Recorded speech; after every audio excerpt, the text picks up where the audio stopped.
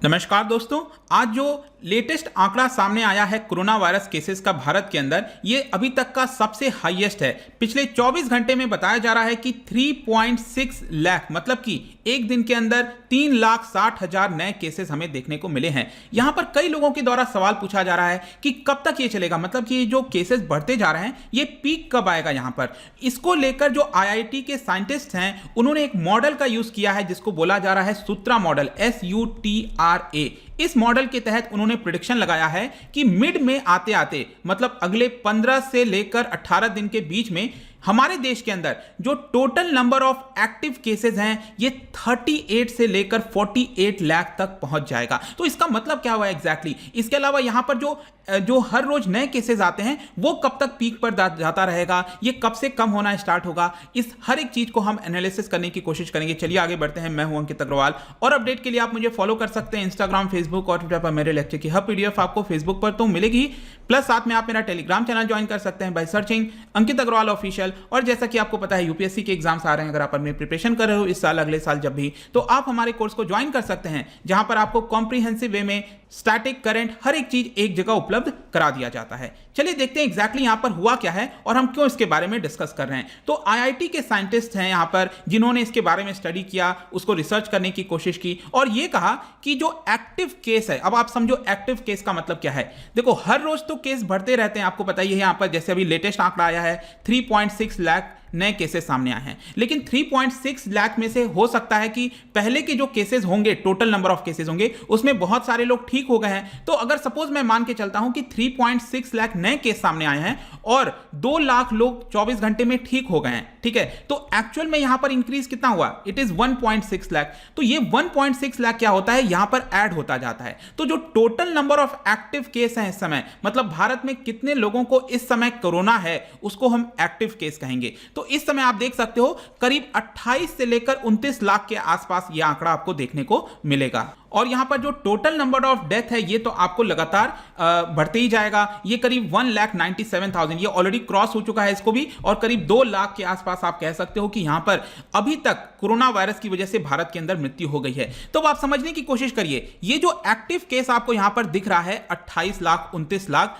ये तब कम होना स्टार्ट होगा जब हमारा डेली केस यहां पर नीचे होता जाएगा। मतलब अभी डेली केस 3.6 लाख है, ये 3 लाख आ जाए, फिर 2 लाख आ जाए, 1 लाख आ जाए। तो ये जब तक ये नहीं कम होगा तो total number of active cases ये हमारे लगातार बढ़ते जाएंगे। तो ये जो आईआईटी के साइंटिस्ट हैं, देखिए अब उन्होंने क्या कहा है कि सबसे ज्यादा एक्टिव केसेस ये अब हमको मिलेगा 14 से लेकर 18 मई के बीच में। कितना होगा case? It will be around 38 से 48 लाख। मतलब अभी कितना चल रहा है? 28-29 लाख चल रहा है, और अगले 15-16 दिन के अंदर आप कह सकते हो जो एक्टिव केस है ये आपका 38 लाख से 48 लाख के बीच में होने वाला है। और अगर हम डेली न्यू इन्फेक्शन की बात करें, मतलब डेली वाला जो अभी मैंने आपको बताया 3.6 लाख जो नया आंकड़ा आया है, तो डेली का जो केस होता है ये आपका 4.4 लाख तक पहुंच जाएगा। कब तक? मई 4 से लेकर मई 8 के बीच में। मतलब इतने के बीच में ये सबसे पीक पर पहुंच जाएगा और उसके बाद से ये कम होना स्टार्ट होगा, ऐसा साइंटिस्ट के द्वारा बताया जा रहा है। तो ये जो साइंटिस्ट हैं ये ध्यान रखना है आपको, आईआईटी कानपुर और हैदराबाद के हैं, जिन्होंने मिलकर यहां पर जो सूत्रा मॉडल है, अब सूत्रा की फुल फॉर्म आप देख पाओगे यहां पर, susceptible, undetected, tested and removed approach model, इसको सूत्रा मॉडल कहते हैं। तो यहां पर अब बेसिकली क्या हुआ है कि इन्होंने पहले भी प्रिडिक्ट करने की कोशिश की थी। लास्ट वीक अगर आप देखोगे तो इन्होंने बोला था कि जो पीक है वो आपका 11 मई से 15 मई के बीच में आएगा, जिसमें 33 से 35 लाख के आसपास यहां पर हाईएस्ट एक्टिव केस देखने को मिलेंगे। और अप्रैल 15 आते आते, और अप्रैल 15 तो आप देख ही सकते हो ये आपका चला गया ऑलरेडी, अप्रैल 15 आते आते ये हम पीक पर पहुंच जाएंगे। जो डेली नंबर ऑफ केसेस आते हैं ना, ये पीक पर पहुंच जाएगा और उसके बाद डिक्लाइन होगा, लेकिन ऐसा तो हुआ नहीं। तो पहले वाला जो प्रिडिक्शन था वो थोड़ा गलत हो गया है। तो इसको लेकर फर्दर इन्होंने चीजों को इंप्रूव किया है। ये जो सूत्रा मॉडल है इसमें इंप्रूवमेंट की है और नया प्रिडिक्शन लगाने की कोशिश की गई है। और यहां पर कुछ चेंजेस वगैरह भी किए गए हैं, मैं थोड़ा सा आपको आगे और बताऊंगा, लेकिन यहां पर जो मिनिमम और मैक्सिमम है उसकी रेंज यहां पर दे दी गई। आप देख सकते हो मनिंदर अग्रवाल, ये आपके साइंटिस्ट हैं, इन्होंने भी ट्विटर के ऊपर इस चीज के बारे में बताया। और आप ये ग्राफ देखिए, ध्यान से देखना है आपको, यहां पर ये अभी एक्चुअल का आंकड़ा चल रहा है, हम अभी यहां पर हैं, ठीक है। तो ये जिस तरह से बढ़ रहा है तो इन्होंने प्रिडिक्शन लगाया कि ये इसी हिसाब से बढ़ता जाएगा और 14 मई और 18 मई आते आते ये अपने टॉप पर पहुंच जाएगा। यहां पर हम बात कर रहे हैं एक्टिव केस के बारे में, ठीक है। और एक्टिव केस मैंने क्या बताया? 38 से लेकर 48 लाख के बीच में होने वाला है। और उसके बाद से फिर हमारे देश के अंदर जो total number of active case हैं वो आपके नीचे जाने लगेंगे, ऐसा यहां पर साइंटिस्ट का कहना है। और यहां पर आप देख सकते हो, मैंने ये भी बोला आपको कि जो डेली इन्फेक्शन आता है ये 4.4 लाख तक पहुंच जाएगा। अभी 3.6 लाख ऑलरेडी आ चुका है, अगले 4-5 दिन में ये और बढ़ता ही जाएगा और उसके बाद से आप कह सकते हो कि यहां पर आपको कमी देखने को मिलेगी। तो यहां पर एक क्वेश्चन आता है कि ये जो नया प्रेडिक्शन आया है क्या ये सही होगा, मतलब कि हम कैसे बिलीव कर लें, पहले का भी प्रेडिक्शन गलत हो गया। तो यहां पर साइंटिस्ट ने कहा है कि देखिए पहले वाले जो पेपर्स थे उसमें हम पॉपुलेशन को, जो पेशेंट्स होते हैं ना, उनको हम दो तरह से डिवाइड कर देते थे। एक सिंपल तरीके से एसिम्प्टोमेटिक हो गया और दूसरा इन्फेक्टेड। एसिम्प्टोमेटिक कौन होते हैं? बेसिकली आपको कोरोना है लेकिन सिम्टम्स आप नहीं दिखा रहे हो, इसको एसिम्प्टोमेटिक कहते हैं, राइट। मतलब कि दिख नहीं रहा है, किसी को पता नहीं चल रहा है कोरोना है, लेकिन आपके अंदर कोरोना है और आप सबको फैला रहे हो, ठीक है। तो ये एसिम्प्टोमेटिक केस होता है। तो इसको सिंपली दो तरीके से बांट के यहां पर उन्होंने आंकड़ा निकाला था। लेकिन अब यहां पर उन्होंने क्या किया है कि एक और आंकड़ा जोड़ दिया है, जो एसिम्प्टोमेटिक पेशेंट्स हैं वो भी यहां पर नए वाले प्रेडिक्शन में काउंट किए जाएंगे। समझो, पहले वाले प्रेडिक्शन में बोला गया था 33 लाख तक केसेस होंगे, अब बोला जा रहा है 48 लाख तक एक्टिव केस होने वाले हैं। तो उनका यह कहना है कि जो एसिम्प्टोमेटिक केस है वो भी अब यहां पर डिटेक्ट कर लिए जाएंगे सरकार के द्वारा, जो टेस्टिंग वगैरह चल रही है। इसकी वजह से जो टोटल आंकड़ा है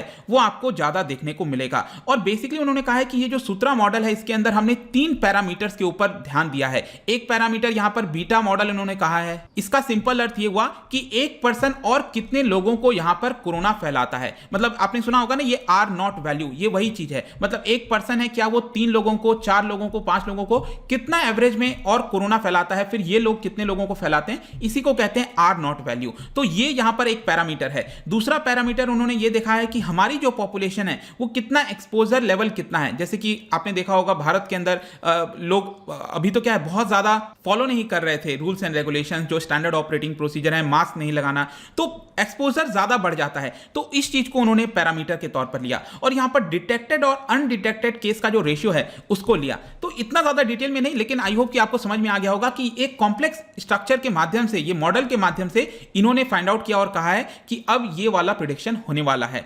और जाने से पहले एक और मैं आपको बता दूं कि एक और स्टडी किया गया था अशोका यूनिवर्सिटी हरियाणा के अंदर। आपने सुना होगा, रिसेंटली काफी कंट्रोवर्सी में ये रहा था। तो गौतम मेनन, ठीक है, उनके द्वारा भी, उनके टीम के द्वारा यहां पर प्रेडिक्शन किया गया और उन्होंने कहा कि मिड अप्रैल से लेकर मिड मई तक यहां पर हम पीक पर पहुंच सकते हैं। मतलब एक बात तो आपको समझ में आ रही होगी कि यहां पर ज्यादातर केस स्टडीज वगैरह में यही बोला जा रहा है कि जो अप्रैल और मई है उसके बीच में आपको हाईएस्ट देखने को मिलेगा और फिर वहां से गिरावट होगी। मतलब 15 मई आने के बाद, 15 मई के बाद से आप कह सकते हो कि हमारे देश के अंदर कोरोना धीरे धीरे कम होने लगेगा। एक्टिव केस की बात मैं कर रहा हूं, मैं खत्म होने की बात नहीं कर रहा हूं। कम होगा इसका मतलब ये नहीं खत्म हो गया। और ये भी बोला जा रहा है कि इस तरह की प्रेडिक्शन को एकदम सीरियस नहीं ले लेना है। अचानक से अब आप खुद सोचो कि लॉकडाउन वगैरह सब हट जाए, फिर से लोग वैसे ही हो जाएं, तो ये प्रॉब्लम क्रिएट करेगा, राइट। तो ये सारी चीजें हमें नहीं करनी है। और देश की अगर सिचुएशन इस समय हम डिस्कस करें तो यहां पर महाराष्ट्र में सबसे ज्यादा आपको केस देखने को मिलेंगे, डेली जो नंबर आ रहे हैं। इसके अलावा जो 70% एक्टिव केस हैं वो आपको देश के 8 राज्यों में अकेले देखने को मिलेंगे। तो ये सारी चीजें दिखाती हैं कि हमें इन सभी राज्यों के ऊपर और ज्यादा फोकस करने की आवश्यकता है। डेथ के मामले में भी आपको यहां पर 10 जो राज्य हैं वहां पर 80% डेथ यहीं पर देखने को मिलता है। तो ये पूरा वीडियो था दोस्तों, यहां पर जो साइंटिस्ट के द्वारा लेटेस्ट आंकड़ा आया है। आई होप कि आपको काफी कुछ जानने को मिला होगा। जाने से पहले एक इंटरेस्टिंग क्वेश्चन आपके लिए लेकर आया हूं। यहां पर आपको बताना है कि इन 4 में से कौन सा बैक्टीरियल डिजीज नहीं है, ठीक है, कौन सा बैक्टीरियल डिजीज नहीं है ये आपको बताना है। और इसका जो राइट आंसर है आपको पता ही है, मेरे इंस्टाग्राम पर तो मिलेगा ही, अगर आप वहां पर नहीं हो कोई बात नहीं, टेलीग्राम से भी आप इसका सही उत्तर ले सकते हैं। मैं कई सारे एमसीक्यूज यहां पर डालता रहता हूं स्टोरीज के फॉर्म में, आप जाकर प्ले कर सकते हो। अगर आप मुझसे इकोनॉमी पढ़ना चाहते हैं, कोई भी कोर्स परचेज करना चाहते हैं, स्टडी IQ ऐप पर जा सकते हैं। आई होप कि वीडियो आपको पसंद आया होगा। मिलता हूं आपसे next time, till then thank you very much, see you soon.